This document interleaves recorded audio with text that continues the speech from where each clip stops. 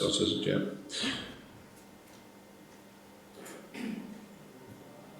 Okay. Okay. Welcome members to the 18th meeting of the Audit Committee. I'm advised apologies have been received from Emma Rogan and Jim Allister, and Alan Chambers temporarily. Is that correct, Chair? Yeah? Or sorry, Clerk? Yes, that's right. Okay, thank you. Okay, can I remind members that they are obliged to declare any relevant financial or other interest before and during each committee member? Has any member any interest to declare? Okay.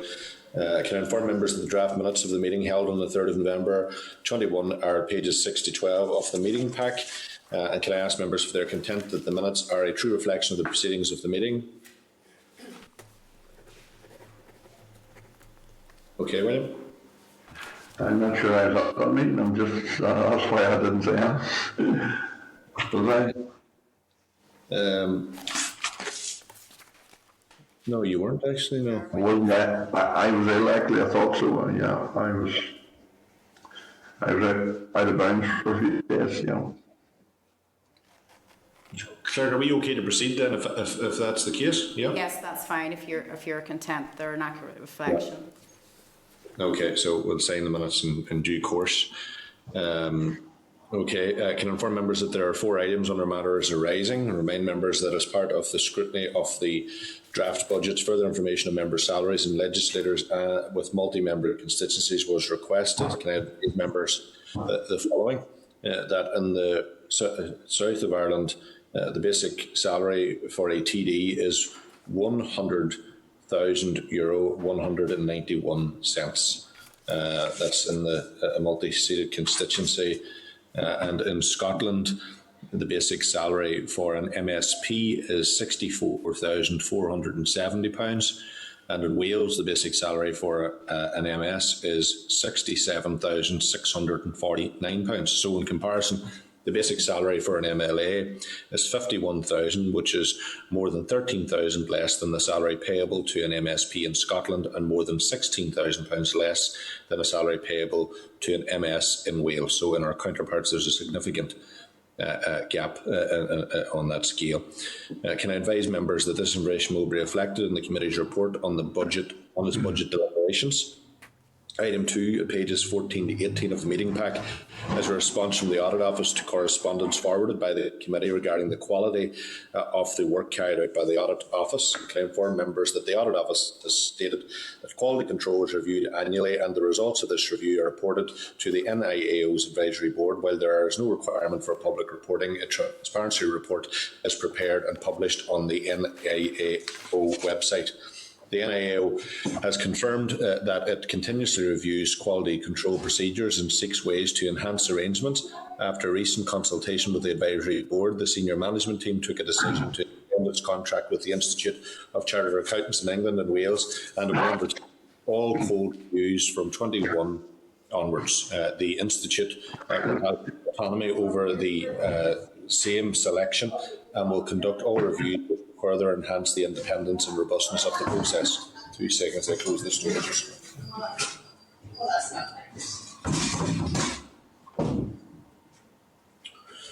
My apologies. Just a bit of disruption in the background.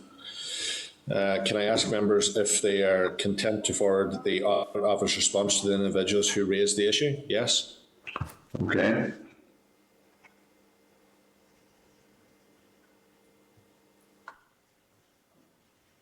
Sorry, Chair, you're on mute. Sorry, my apologies, Clerk. Item 3 at pages 19 to 21 of the meeting pack is a response from NIPSO to correspondence from an anonymous individual that was sent from the committee to the Ombudsman for comment.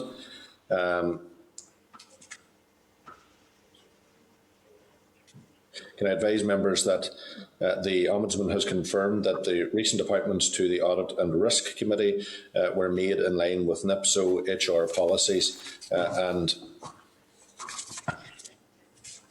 I'm just a wee bit lost here. and procedures and were overseen by HR. She advises that the roles were publicly advertised with clear criteria against which all decisions on sustainability were measured, and that all NIPSO interview panels appointed by consensus and not on the basis of votes. Can I ask members that are content to note the response? Content, William? Yes. Okay. Item 4, pages 22 to 25 of the meeting pack is a response from the Controller and Auditor General providing details on who performs the challenge/oversight function in respect to the work of the local government auditor and what the function entails.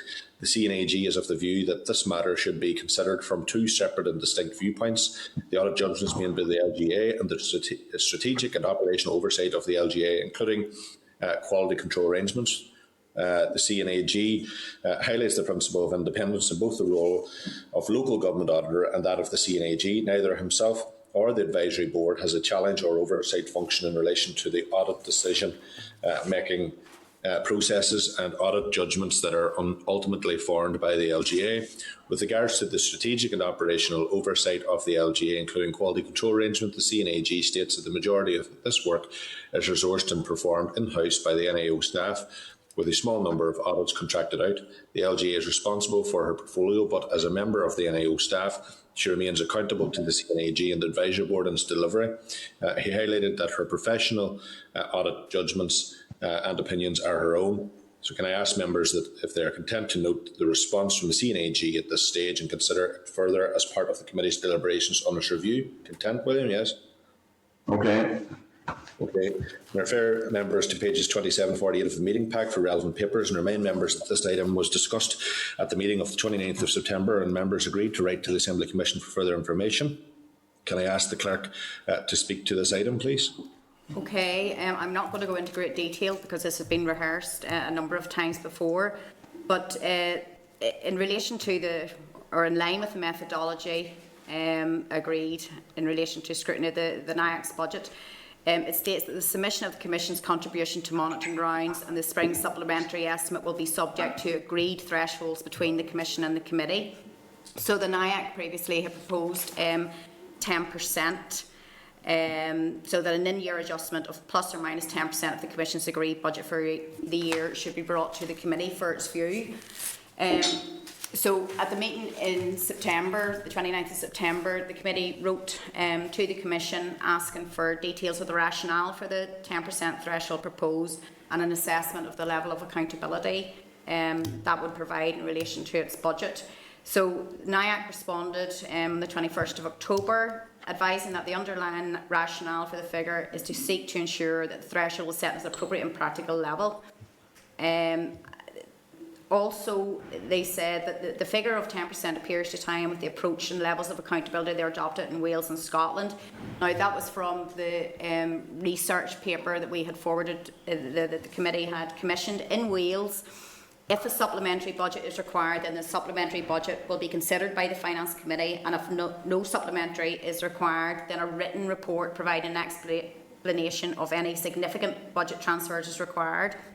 In Scotland, it's the Scottish Parliamentary Corporate Body has a written agreement with the Finance and Constitution Committee to keep both the committee and the Scottish Government informed of any substantive changes to their budget. So before the committee forms a view in this, you might want to write to the Finance Committee in Wales asking for an indication of what significant budget transfers means in practice and whether the Finance Committee is informed on every occasion when a supplementary budget is required, and write to the Finance and Constitution Committee in Scotland asking for an indication of what substantive changes to the budget means in practice, because they're not quantified in the research paper that we received. Okay, thank you, Clerk. William, have you any views on what the Clerk has just shared? Are you content with the 10% threshold proposed, or have you concerned? No, I don't think there was an issue. The 10% threshold, I think, am I right? If I remember right, means about £5 million, isn't that right? It's settled on the line. The 10%, no? That's right, yes. That's right, isn't that right? But if you want, we could proceed as I have outlined and get some information on how that works in practice in Scotland and Wales. Yeah, well, I'm happy enough with that suggestion, no problem, yeah. Okay, yeah, Clerk, I'm fine as well. Okay, Okay. that's grand. So with that said, a letter will issue to the Commission advising of the committee's position and the budget setting protocol will be amended to reflect the agreement.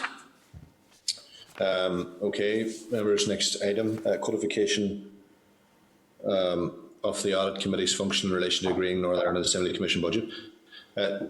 Just before we go into this section, Clerk, I need to be excused for just a brief break, 5 minutes. Is it okay? Yes, do you want to then suspend the meeting for 5 minutes? Yes, is that okay, William? Yes.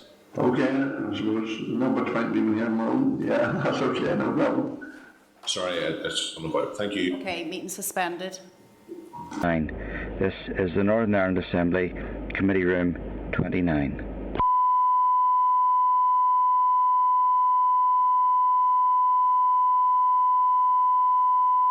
This is the Northern Ireland Assembly, Committee Room 29.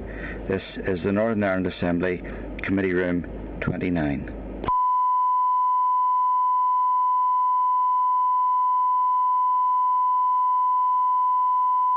This is the Northern Ireland Assembly, Committee Room 29.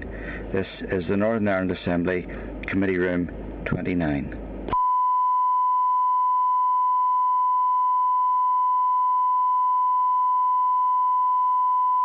This is the Northern Ireland Assembly, Committee Room 29. This is the Northern Ireland Assembly, Committee Room 29.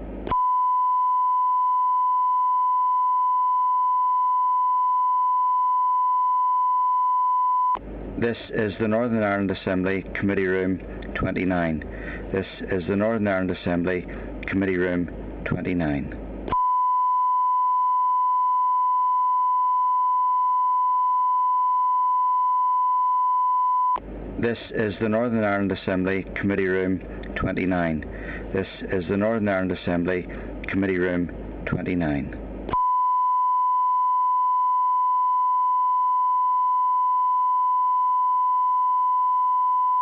This is the Northern Ireland Assembly, Committee Room 29. This is the Northern Ireland Assembly, Committee Room 29.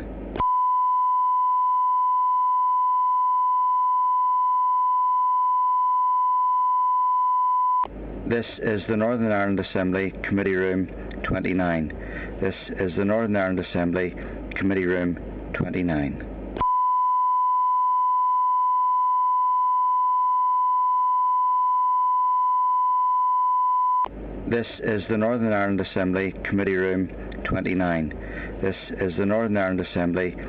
Room 29. This is the Northern Ireland Assembly, Committee Room 29. This is the Northern Ireland Assembly, Committee Room 29.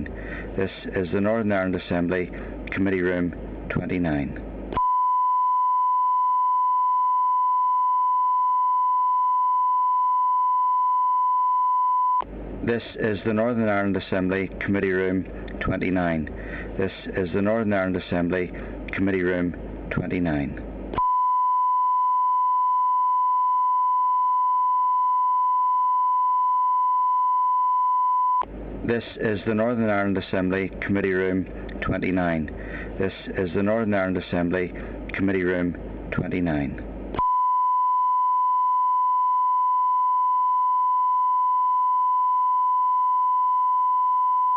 This is the Northern Ireland Assembly, Committee Room 29. This is the Northern Ireland Assembly, Committee Room 29.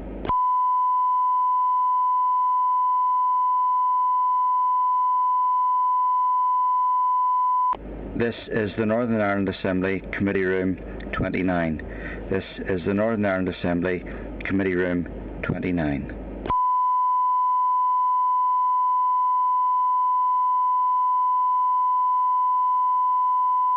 This is the Northern Ireland Assembly, Committee Room 29. This is the Northern Ireland Assembly, Committee Room 29.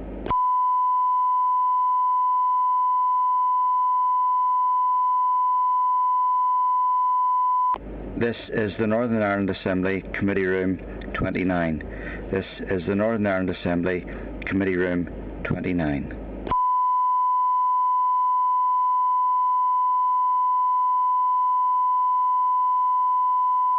This is the Northern Ireland Assembly Committee Room 29.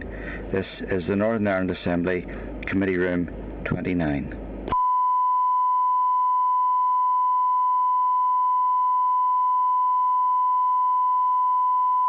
This is the Northern Ireland Assembly Committee Room 29. This is the Northern Ireland Assembly Committee Room 29.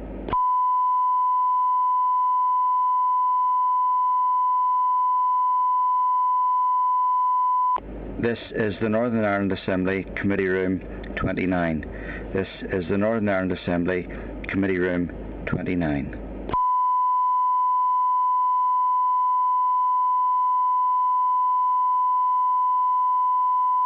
This is the Northern Ireland Assembly Committee Room 29.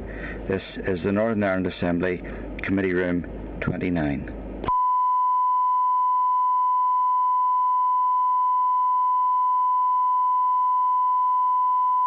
This is the Northern Ireland Assembly Committee Room 29.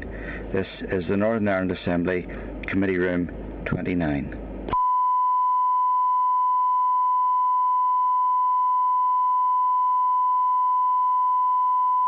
This is the Northern Ireland Assembly Committee Room 29. This is the Northern Ireland Assembly Committee Room 29.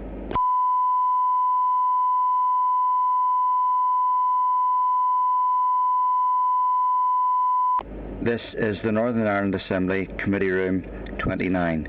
This is the Northern Ireland Assembly Committee Room 29.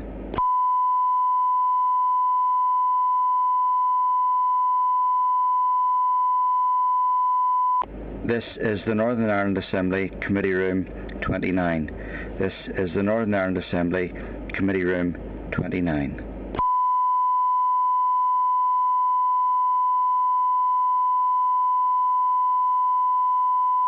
This is the Northern Ireland Assembly Committee Room 29. This is the Northern Ireland Assembly Committee Room 29.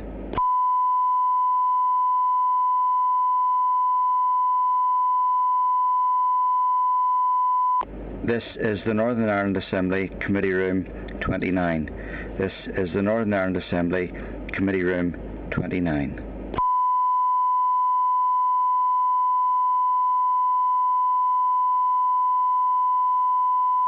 This is the Northern Ireland Assembly Committee Room 29.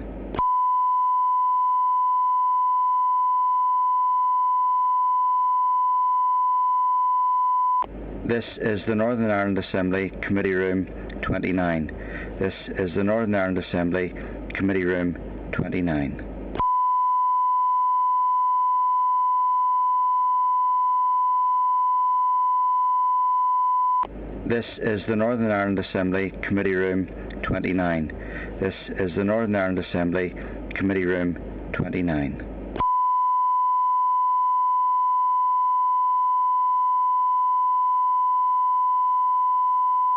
This is the Northern Ireland Assembly Committee Room 29.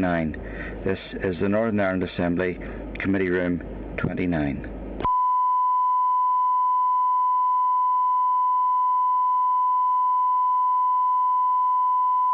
This is the Northern Ireland Assembly Committee Room 29.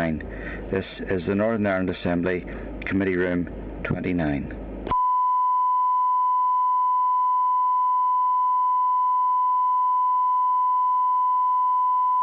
This is the Northern Ireland Assembly Committee Room 29.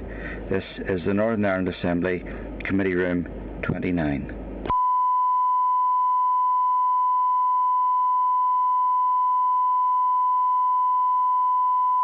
This is the Northern Ireland Assembly Committee Room 29.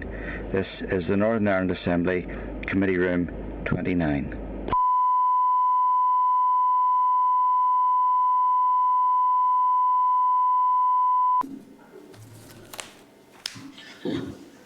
Okay, thank you, members. I appreciate that very much. Can I refer members to pages 50 to 63 of the meeting pack for relevant papers? Codification of the Audit Office Committee's function in relation to agreeing the Northern Ireland Assembly Commission budget.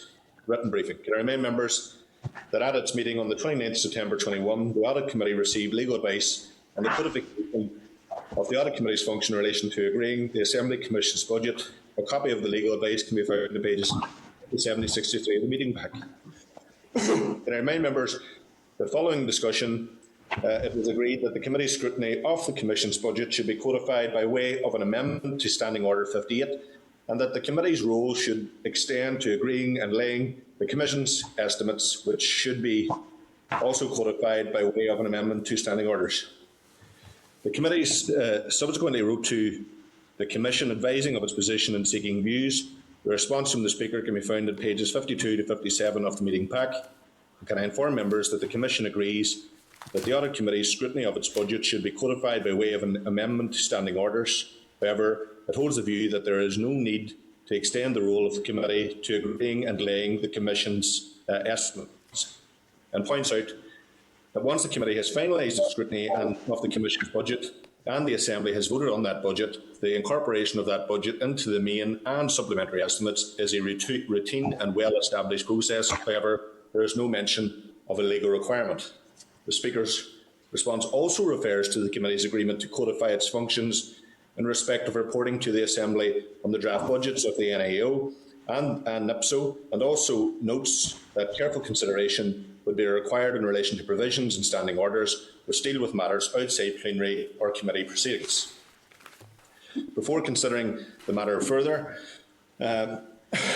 we may wish to consider that legal advice is commissioned to establish whether there is a legal requirement for the Executive Department of Finance to reflect in the estimates what has been agreed by the Assembly via the Commission's budget motion or the Department of Finance motion on the overall budget, and that legal advice is commissioned specifically on codifying the Audit Committee's role in relation to reporting to the Assembly on the draft budgets of the Audit Office and the Public Service Ombudsman, whether they can be done via an amendment to Standing Order 58.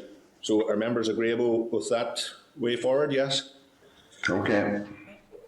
Okay, Clerk. Yeah. Next item of business, appointment of the NIAO Chairman and non-executive directors. Can I refer members to pages 65 to 69 of the meeting pack for relevant papers. Can I remind members that this agenda item was considered briefly at the last meeting and it was agreed that it would be brought back to conclude today. Can I remind members that the committee meeting on the 29th September correspondence was considered from the Audit Office requesting that consideration be given to endorsing the extensions of the appointments of the Chairperson of the Northern Ireland Audit Advisory Board and 2 non-executive members. The committee wrote to the Audit Office seeking clarification on a number of issues regarding the Advisory Board. Can I advise members that the NIAO has responded setting out details of the appointment process for the Chairperson and non-executive members of the Board, issues that might arise should any new appointments be for a 1-year term only, issues that might arise should extensions be granted for a 1-year term only, and remuneration details. A view has also been expressed that a 2 or 3 year extension would be preferable in this instance. Can I ask members whether they're content to endorse the extensions of the appointments of the Chairperson of the Advisory Board and 2 non-executive members for a period of 2 to 3 years, 3 years being the maximum? William, have you any view of this? We discussed this in detail a number of times and we've referred back to it. My view extension.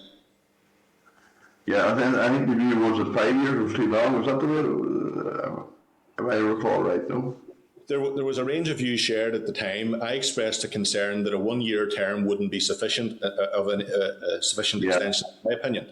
Like my view had been consistently to allow up to the 3 years for the extension.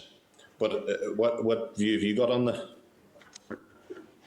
No hard and fast view. I suppose a 1-year extension is a very short period of time. I mean, I think I have no major issue with that.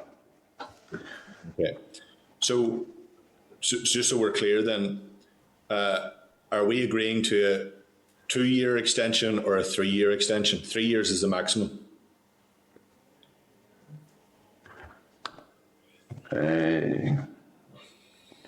Should we play it safe and make it 2 years, or do you prefer 3 yourself? Yeah. I'm happy with the 3. I've said that from the earliest stages. I'm happy enough with a 3-year extension at this stage, but it's entirely up to yourself.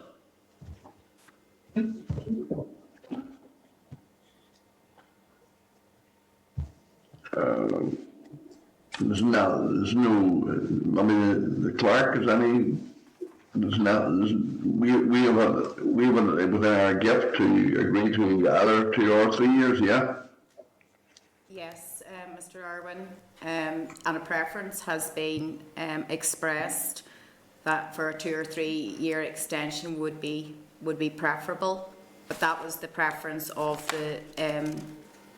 the Chief Operating Officer of the Audit Office. Okay. So what 3 years, William? Okay. That's okay. One head, I think there's no major issue, I don't think. Okay. Okay. So, Clerk, just to be clear, the view is that we allow a period of 3 years for the extension. Okay. Okay. So the Audit Office will be advised accordingly of that decision. Thank you, William. Can I move on to the next item of business? Draft Budget 22-20 to 25, the Northern Ireland Audit Office. Q&A session. Can I refer members to pages 71 to 87 of the meeting pack for relevant papers and advise members that in line with the agreed budget setting process, comments were requested from the Department of Finance on the draft budget plans for all 3 NMPBs and the Public Accounts Committee in respect of the NIAO draft budget. Can I refer members to pages 80 to 81 of the meeting pack for the responses. The Department of Finance has advised that subject to the committee's approval, it is content to incorporate all the plans into the Executive's draft budget 22-25, which is likely to go out to consultation in early December for a 12-week consultation period. It is the Finance Minister's intention that he will then bring the Executive's final budget to the Assembly at the end of February / early March 2022. While the PAC has noted that the NIAO's budget plans, the DOF has suggested that the committee may wish to consider to what extent efficiencies can be delivered by the 3 bodies to offset the pressures they face. Can I seek agreement to formally write to all 3 bodies asking for their views on the extent to which efficiencies can be delivered over the budget period? The committee can then consider the responses in advance of the end of the budget consultation period and provide to the Department of Finance any views it may have. Are you content with that, William? Yes? Okay, agreed. Yeah.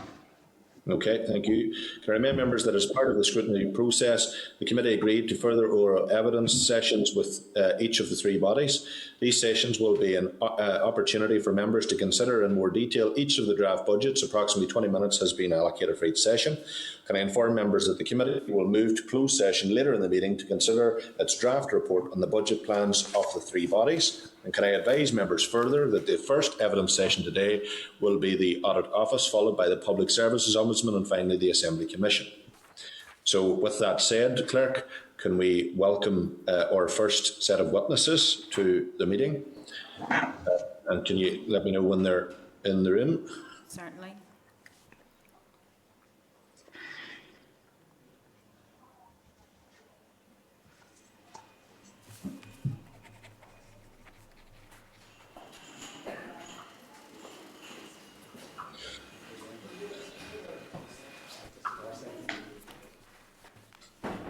That's grand now, Chair.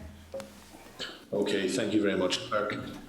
Can I take this opportunity again to welcome back to the committee Mr. Rodney Allen, Chief Operating Officer of the NIAO, and Mr. Brian O'Neill, Director of the NIAO. You're most welcome, as always, and thank you for being with us. Can I advise you that the session is being recorded by Hansard and the transcript will be published on the committee webpage following today's session. Can I ask witnesses whether they have any opening remarks or if they are content just to move straight to questions? Chairman, I did write a very few brief. I appreciate it's Q&A, but I've literally got about 1 minute, if that's okay. Yes, thank you. Yeah, just to set the scene again, thank you for the invitation back today. Keep it brief, following on from the 3rd of November. In relation to our revenue budget, what we're asking the committee to consider for our needs for 22-23 is a non-ring-fenced expenditure increase of £175,000, equating to 2.1%, and a further £45,000 in employer superannuation costs for the new CNAG, and an additional £100,000 for depreciation relating to the newly refurbished building in the future. In the two subsequent years, we're requesting increases of 165k and 475k to really sustain the resource capacity within the office.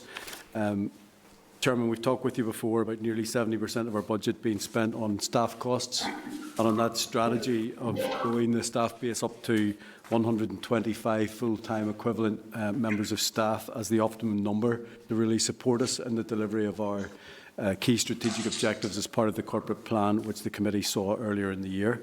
There are a couple of caveats around that I mentioned previously.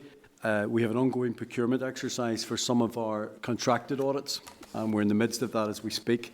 And we also have a potential impairment in the value of the new building, which would require non-cash budget cover, and we're looking at that with LPS at present, and would propose to revisit both of those at main estimate stage.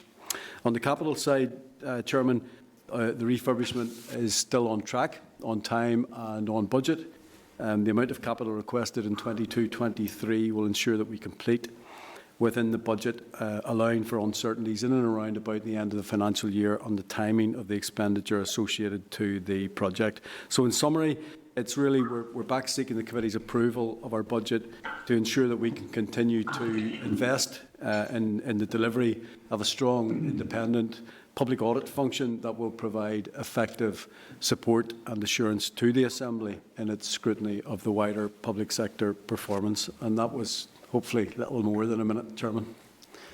Okay, thank you very much. Randy, you've been very, very, very good.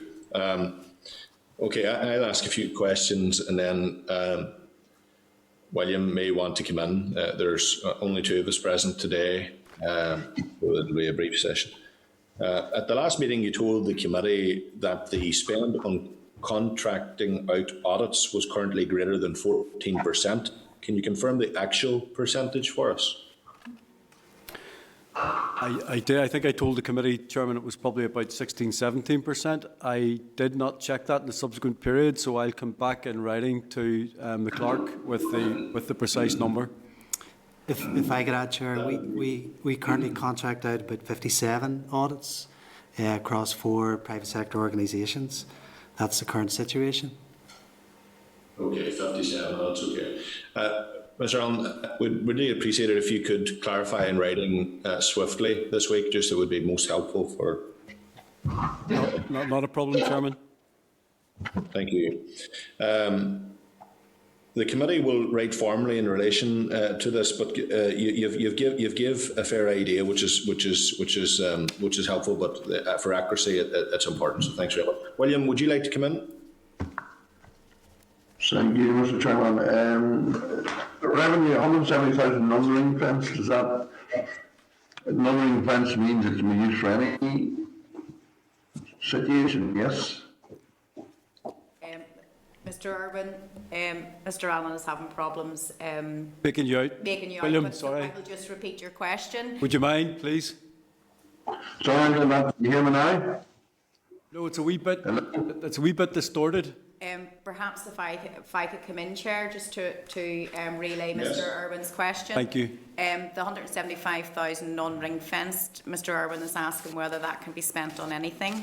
No, that is solely for depreciation of the building, Mr. Irwin. That the 175, the ring fenced amount is solely for depreciation. Okay, no, that's grand. Okay.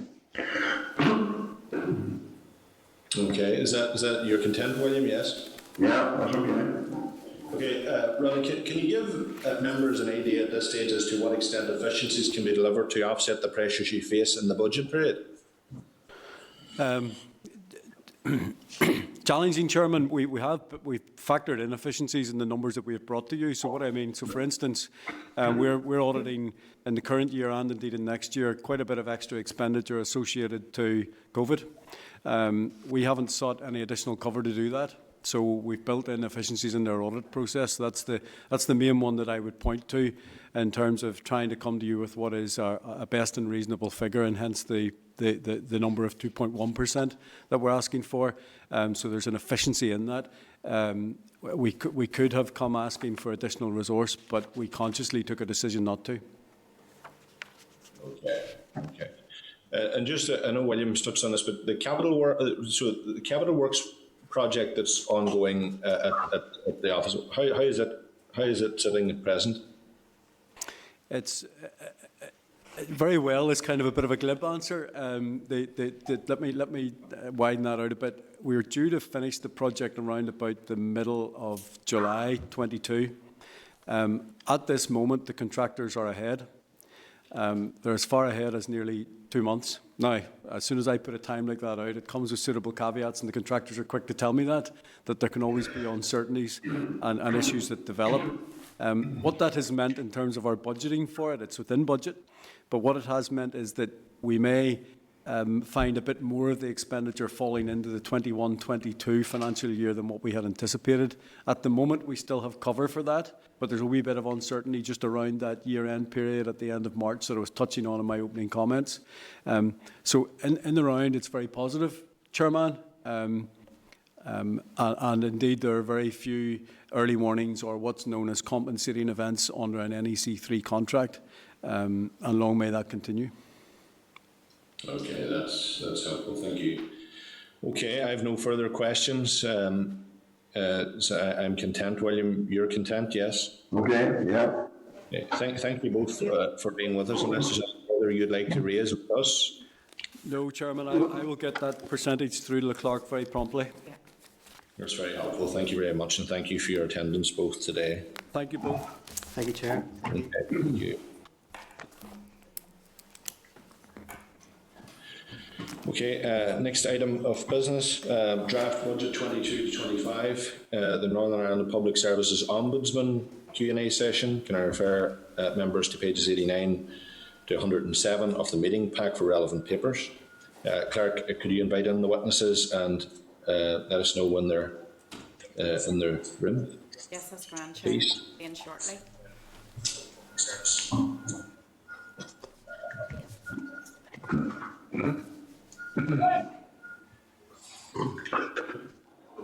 Witnesses.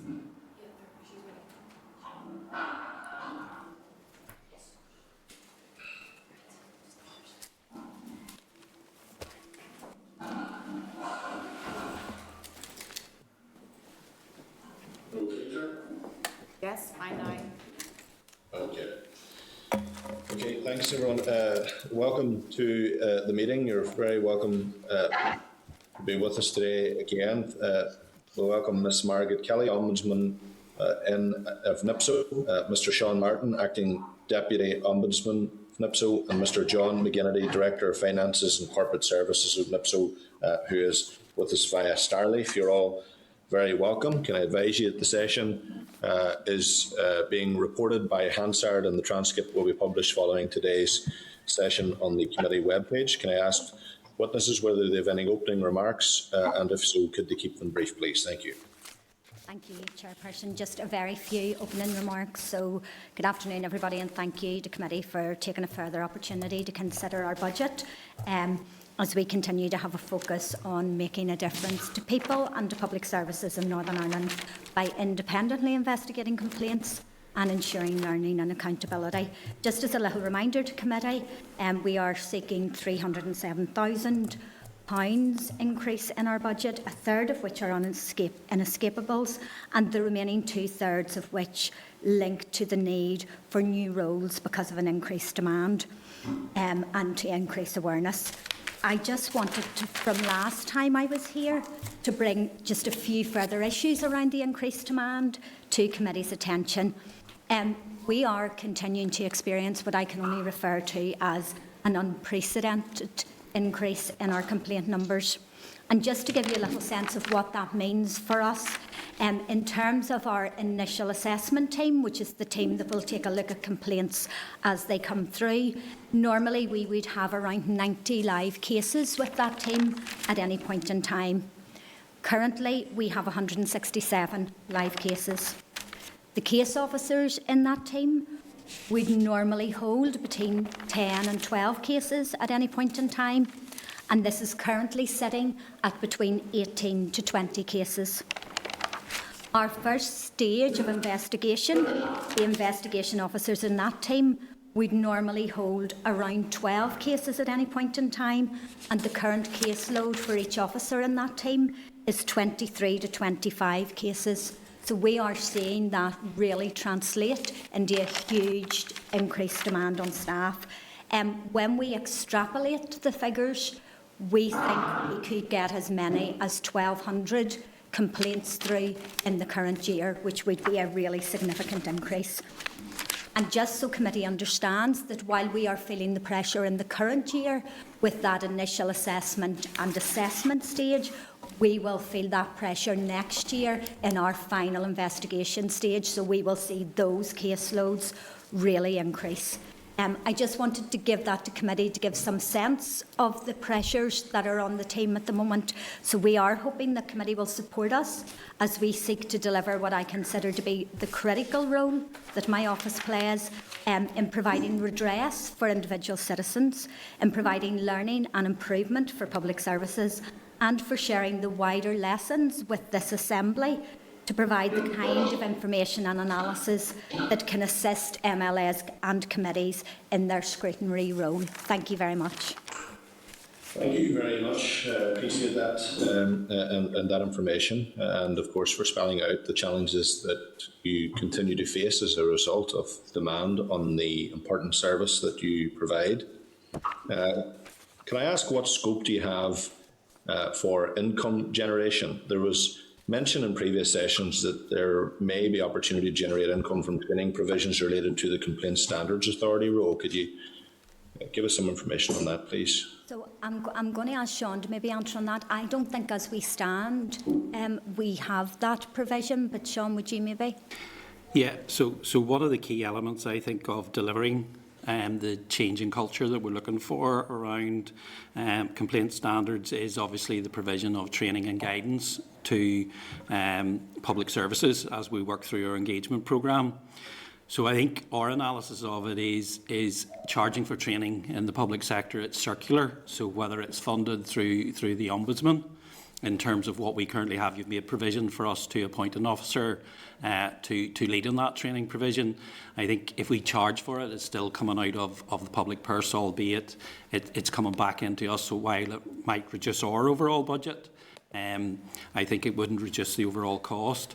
And I think you have an administration around that may not make that the most effective and efficient way to do it. And actually, we would want to encourage the uptake of training as a key in changing culture and changing that experience for individual complainants who have issues to raise with public bodies.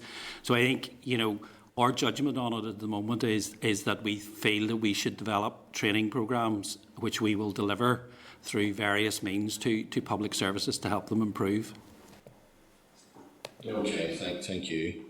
The committee will write formally in relation to this, but can you give members an idea at this stage as to what extent efficiencies can be delivered to offset the pressures you face in the budget period?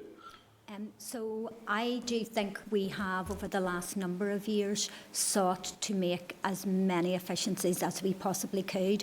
And committee knows both last year we said we could manage our complaints for the last year within that budget. I do feel that we are not in a position to now do that. And were we to have to seek efficiencies, then I think I would have to look at, do I elongate my KPIs? So does it take longer for the individual citizen to bring a complaint through to us?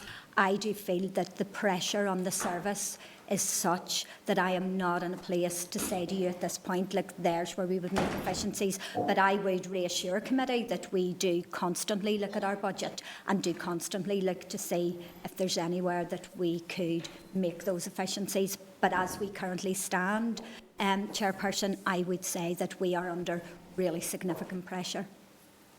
I don't know if John has anything to add. Very much. I've always taken a keen interest in the importance of the service and to ensure that it is properly resourced, to ensure that it meets the demand of that service. So I do appreciate your honesty in that regard. William, have you any questions that you would like to raise? Just in relation to the increase of 360,000, I think, in the increase in budget you require.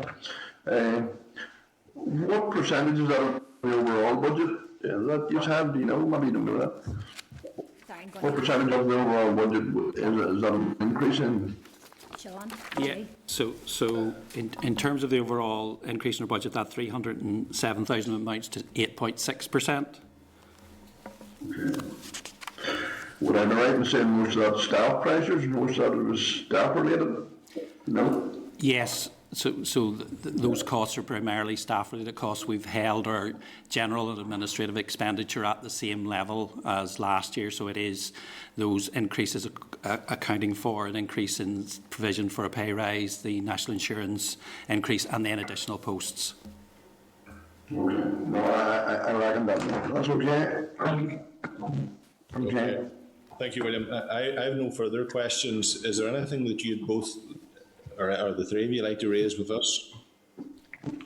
No, I think we have covered and given a sense, and I think that is the strong sense that we would want to leave, is the current pressure on my teams to respond and the current volume of complaints that are coming in, and how we want to both respond to those and to use them to drive improvement and learning. And I think that's what I would leave with committee. So just for the sake of public record, and I appreciate your honesty on this and for being open with us about those pressures, can you give an outline of the range of queries that are coming to you and how they've, where the increases of demand have been, just by way of explaining? So we, and I'm going to answer, and then I'm going to ask Sean to also assist with this. So we would see those issues across a wide number. We do have a number of complaints that are now linked to COVID. Some of those are linked to health and treatment in COVID, some of them are linked to waiting lists, and some of them are linked to things like some of the COVID grants that have been made available. So there is a bunch of complaints that link to that. We have seen our education complaints increase really substantially across the last number of years, and again we see the volume in our health and social care complaints. I think those are the main areas, and I'm looking at Sean to see if I've forgotten anything there. No, and I think that is right. The increase in complaints are right across all public services, with health still accounting for about a third of the complaints and probably about 70% of the further investigations that we do. And that hasn't really changed, but we have, housing councils in terms of their services, government departments and their agencies, and we have worked with some of those where there's been significant disruption around their services, and they've got lots of complaints how they could deal with those more effectively to support them so that they don't actually get to us. So we have been doing that work with some public services that have been particularly disruptive to try and reduce the numbers that come to us. But despite that, I think the line, the graph that's in our paper shows that increase being steady over the last number of years. And I think, as we move towards our complaint standards work, we would hope that more of those complaints can be resolved at a local level. But for those more serious issues, then people obviously need to be able to come to the Ombudsman. And I think the other thing that I would say, Chairperson, is that we have also had a big focus on resolution and settlement. So it's not that every complaint that comes through to us goes all the way to final investigation. We have seen the number of complaints where we have sought resolution and sought settlement really increase, but nonetheless I would say the seriousness of complaints that are coming through and the appropriateness of complaints that are coming through means that quite a number are continuing through to final investigation stage. That's very helpful. Thank you very much. Thank you all for being with us and for taking questions. We do appreciate it, and certainly we wish you well as you continue to deal with the many challenges that are arising, particularly with COVID. Thank you. So thanks very much for your attendance. Thank you. Appreciate it.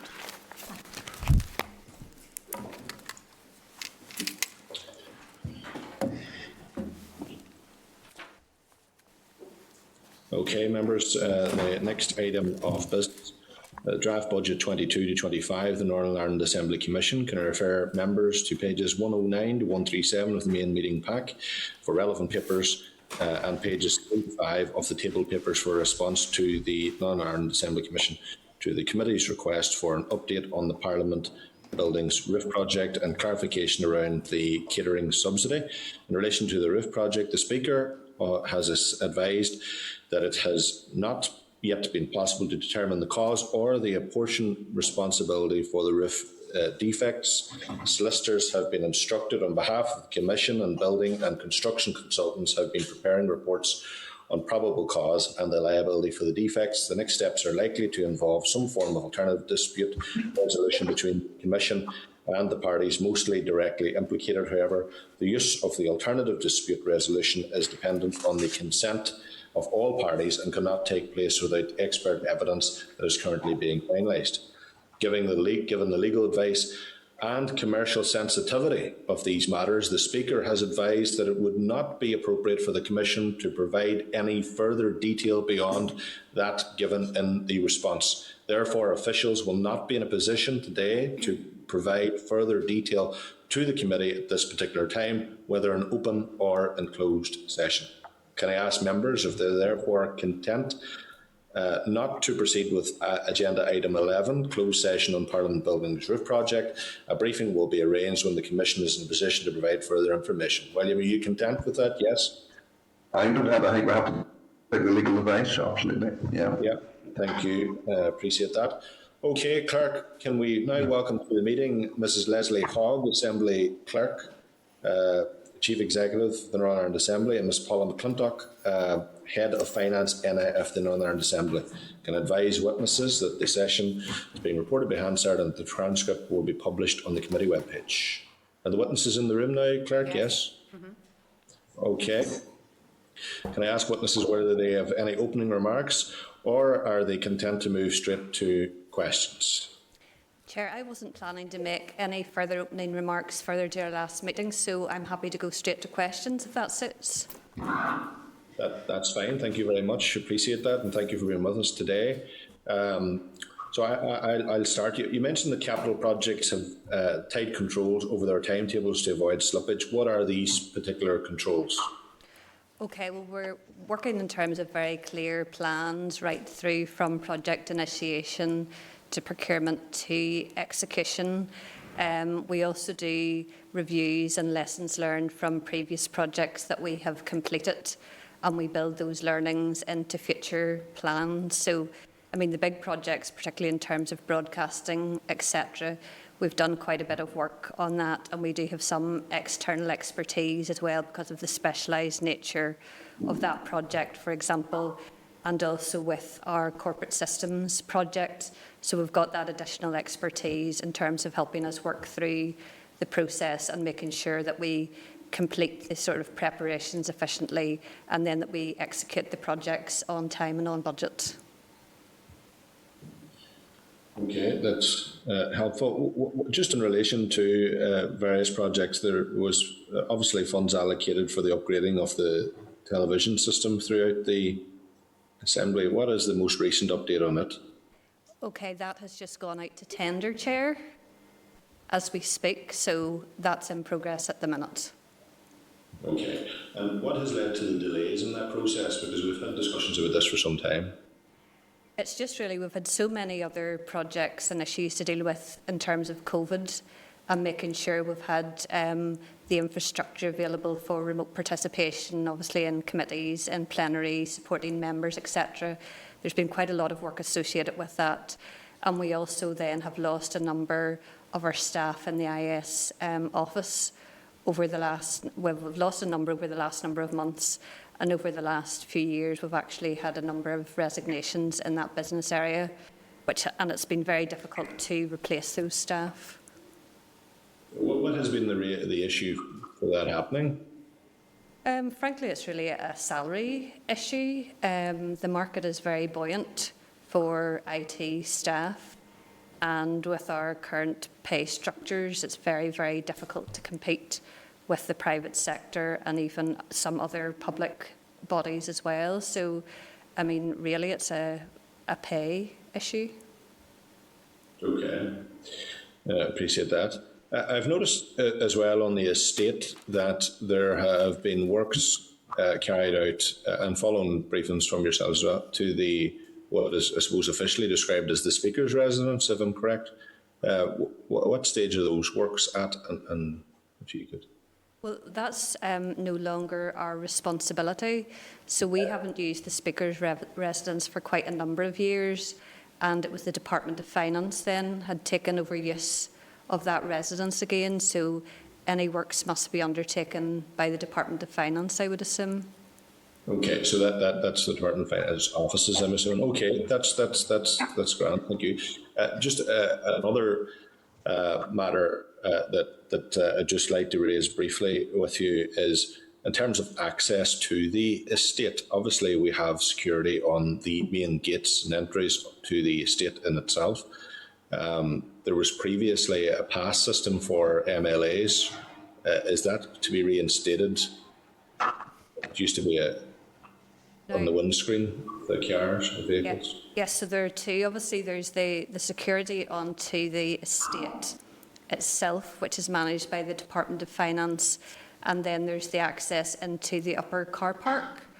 So in terms of accessing the estate, you should be asked to show your pass at that stage or some form of identification. In terms of getting access to our own upper car park here, that is done on a visual basis by the ushers who are at the gate. And really that's because we found that sometimes passes then were being transferred maybe between cars and it didn't actually relate to the member themselves. So that's why members are now permitted on site. Okay, that clears that up as well. William, have you any particular questions? None. No. No questions. Okay, just we'll be writing to you in relation to this, but can you give us an idea at this stage as to what extent efficiencies can be delivered to offset the pressures you face in this particular budget period? Obviously, as we re-tender different contracts, etc., we're always looking for efficiencies. So, for example, we will be re-tendering our in-house catering contract next year, and we've already been considering ways to improve the efficiency and reduce the cost of that. We will also be re-tendering for a number of broadcasting projects you'll see in our capital plan. Really all of our broadcasting infrastructure needs upgraded. And again, we'll be looking to try and automate as much as that as possible and therefore achieve efficiencies that way. We are constantly looking for opportunities to make efficiencies as posts become vacant. Again, we review those posts in terms of need. Can the job be done differently, more efficiently, etc. So we are very mindful of that and would be continuously looking to achieve efficiencies wherever possible. Again, we've got our corporate systems project, which is in the capital plan, and we would hope to see some efficiencies arising from that as well once it's implemented. What is the current cost of the subsidy to the canteen from the Commission?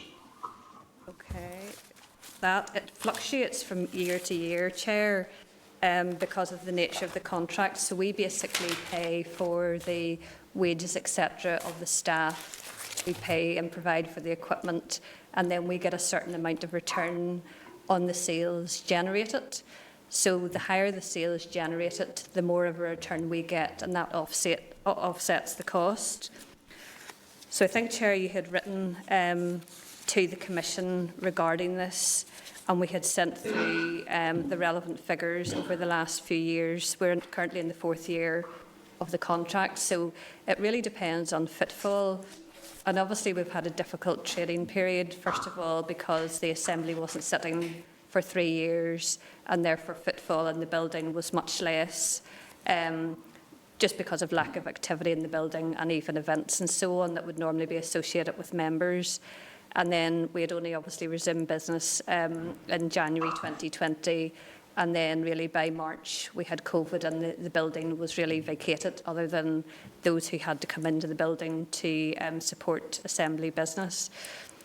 So it's been a very difficult period, Chair, simply because there hasn't been the same footfall through the catering outlets as there would normally be, and therefore the opportunities to reduce the cost of the catering contract have been less than they would be if the building and the Assembly was fully functional and the building was open and we were doing a lot of engagement type activities. Okay, yeah, thank you. Have you anything further you'd like to add or raise with us? No, not at this time, Chair.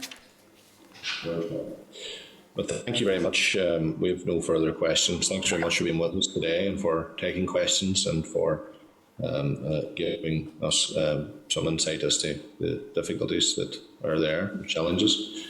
Thanks very much, both of you. Thank you, Chair.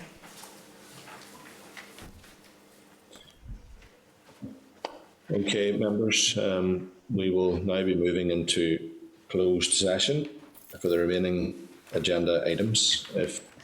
Okay. Okay, Chair, if we could just wait until the witnesses leave. Yes. Thank you.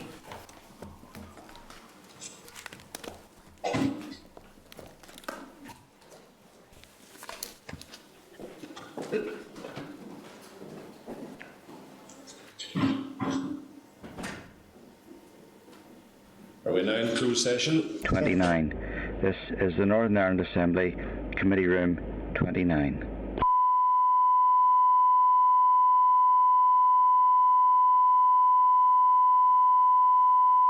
This is the Northern Ireland Assembly, Committee Room 29. This is the Northern Ireland Assembly,